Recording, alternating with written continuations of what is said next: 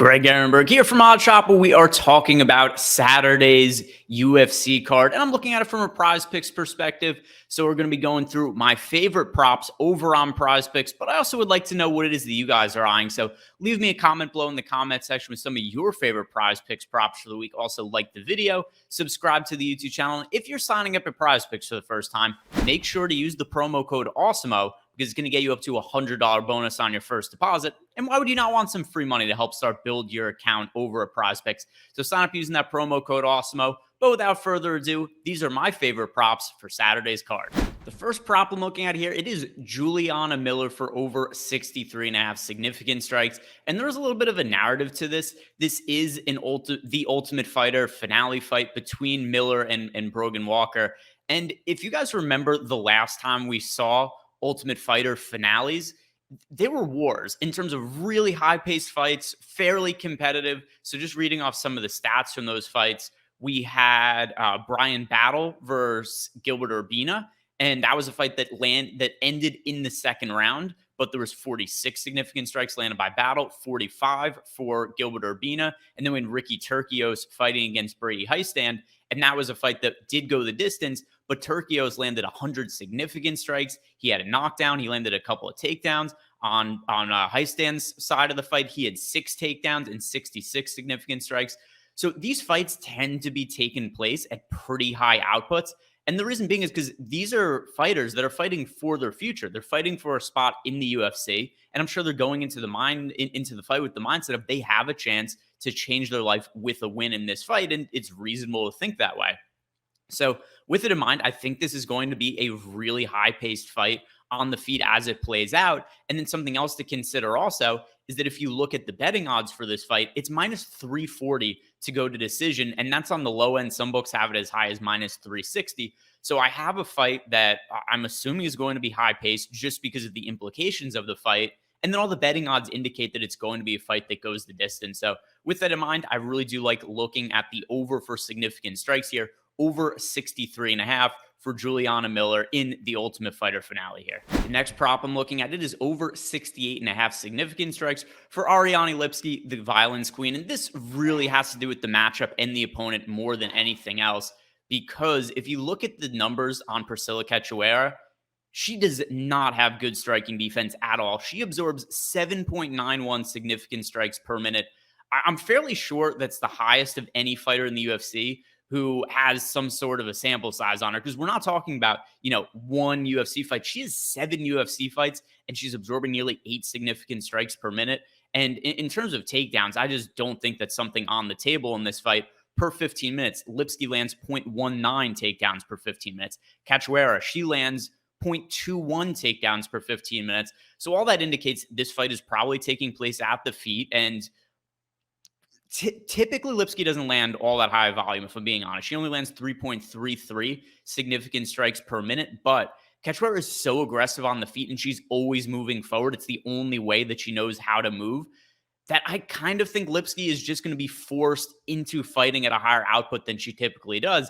And then also there's zero head movement from the Cachoeira side. So the 68.5 significant strikes, I actually think is a really low number, especially in a fight that I do think is fairly likely to go the distance, mostly because Cachoeira is so tough. If you think about her first fight in the UFC, it was against Valentina Shevchenko, and she got the absolute crap beaten out of her. Shevchenko took her down, just smashed her with elbows, and there was absolutely zero quit in Cachoeira. Just eventually, Mario Yamasaki stepped in, stopped the fight, one that really could have been stopped much, much earlier. But the toughness overall on the Cachoeira side and the overall lack of defense, while also the really aggressive offense, I think that's going to force the volume out of Lipski. So that's why I'm siding with the over 68.5 significant strikes. The final prop that I'm looking at for this slate, it is under 106.5 fantasy points for Jamahal Hill in the main event. And I get it. Hill is a massive favorite over Thiago Santos. But we're talking about fantasy score here. And just based on how the scoring works over on PrizePicks, I kind of think Hill needs a first-round finish to pay off the 106.5 fantasy points. If this fight goes into the second round, I think he's fairly unlikely to hit the 106.5 mark, particularly because there's not going to be grappling in this fight. If there is grappling, it's going to come on the Santos side, but I mean, we rarely ever see this guy shoot takedowns. So I think the fight's probably going to play out on the feet. And I think it's going to be somewhat low output because that's what all of Santos's fights kind of devolve into at this point in his career. You go back and look at the fight back to his title fight against John Jones, ended up being a split decision. I thought John Jones won that fight pretty cleanly, but there was one judge that scored it for Santos. But over the course of 5 rounds, John Jones landed 59 significant strikes. Thiago Santos landed 43. His fight against Glover Teixeira, which ended in the 3rd round, 46 significant strikes for Teixeira, 40 for Santos. His next fight against Alexander Rakic, 49 significant strikes for Santos, 36 for Rakic. He had a 5-round decision win over Johnny Walker, was 44 significant strikes to 48. And then his last fight against Magomed Ankalaev, which was also a 5-round decision, 78 significant strikes for Ankalaev, 60 for Santos. So he has this way of just kind of always getting fights to be fought at his pace. And he's not doing all that much. His opponents typically aren't either. So I understand that Jamahal Hill fights with a really high output. That's just, we've seen a lot of fighters that fight at high outputs go and fight Santos and just nothing happens. And I think that that's fairly likely to happen in this fight as well.